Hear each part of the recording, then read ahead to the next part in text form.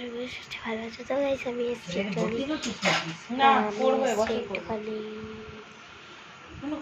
আমাদের দিদুন বাড়ি, এখানে একটা দিদা থাকে, ওনার কাছে ব্লাউজ সেলাই করতে এসছে। ব্লাউজ তো তোমাদের সাথে শুরুতে বড় হলে তো আমরা স্কুলে দিতাম। আমি এসেছি এদের বাড়ি। তো গাইস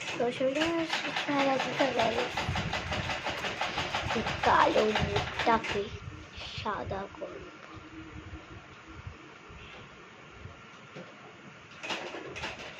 আমি লিপস্টিকও কিনেছি। আমার নাচ হচ্ছে 16 না, কত তারিখে জানো আমার নাচটা? হ্যাঁ দাঁড়া না, বলছিস না।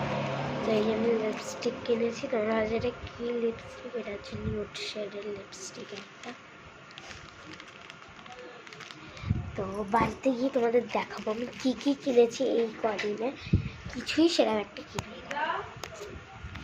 হ্যাঁ হ্যাঁ হ্যাঁ, কিছুই সেরকম একটা কিনিনি। ভুলে গেছিস নাকি?